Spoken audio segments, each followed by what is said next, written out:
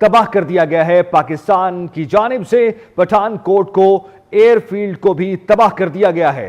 अहम खबर से मुताल्लिक आपको अपडेट किया जा रहा है। पाकिस्तान की जानिब से कारी ज़रबों का सिलसिला जारी है। एयरबेस उधमपुर को तबाह कर दिया गया है। पठानकोट में एयरफील्ड को भी तबाह कर दिया गया है। पाकिस्तान ने ऑपरेशन बनियानुल मरसूस का आगाज कर दिया है। पाकिस्तान ने ब्यास के इलाके में ब्रामोस स्टोरेज साइट को भी तबाह किया है। पाकिस्तान की जानिब से भारत में मजीद जगहों पर हमले जारी हैं। बनियान मरसूस का मतलब आहिनी दीवार है। अहम खबर से मुतालिक आपको अपडेट करें कि एयरबेस उधमपुर को तबाह कर दिया गया है। नसीम ज़हरा साहबा कंटिन्यू कीजिएगा।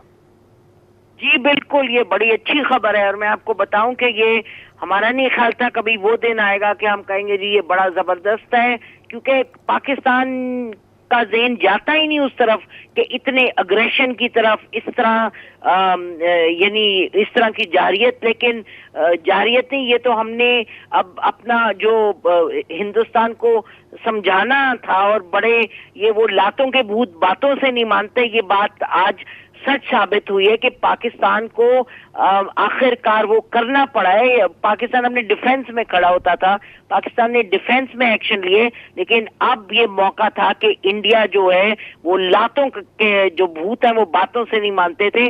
पाकिस्तान ने ये अब प्रोएक्टिव एक्शन लिए।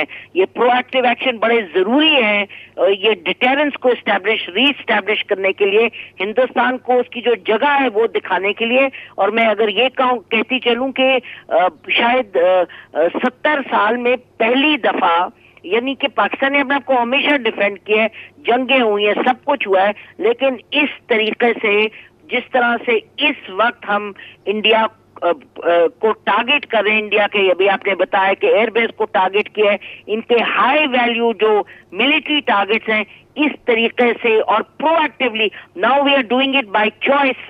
हम पे चॉइस का मतलब कि हम ये भी कर सकता था पाकिस्तान। आपको याद रहे कि जब इन्होंने मिसाइल मारे हैं 6 और 7 की रात को, उसके बाद इनकी जो स्टेटमेंट आई है उसमें इन्होंने कहा है कि हमने कोई मिलिट्री टारगेट्स नहीं किए, हमने बस जो सो कॉल्ड टेररिस्ट कैंप है उसको खत्म किया है और अब हमारे मिशन खत्म हो गया और अब हम एस्केलेशन नहीं चाहते।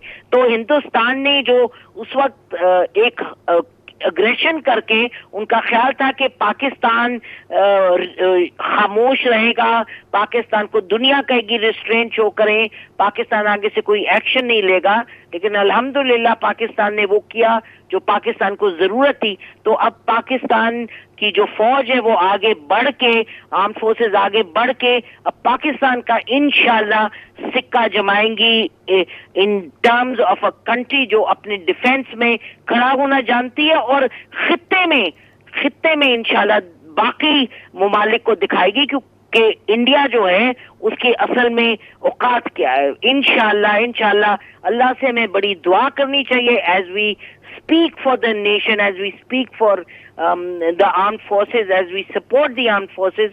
अल्लाह से भी दुआ करें कि हम इसमें कामयाब हों, क्योंकि हमने एक बहुत बड़ा बेड़ा उठाया है इस वक्त। हिंदुस्तान को उसकी जगह दिखाने का हमने बेड़ा उठाया, नहीं तो हिंदुस्तान ने, आप देखें कि खित्ते में बाकी मुमालिक के साथ कैसे रहा है। एक पाकिस्तान है जो इसको हमेशा खड़ा रहा है, इसके सामने सीसा पलाई दीवार बन के हमने अपने को डिफेंड किया। पहली दफा हम आगे बढ़ के आप कह रहे हैं कि इनफ इज इनफ। आपने 2016 में क्या किया, 2019 में क्या किया, ये हम आपको आदत नहीं बनाने दे सकते।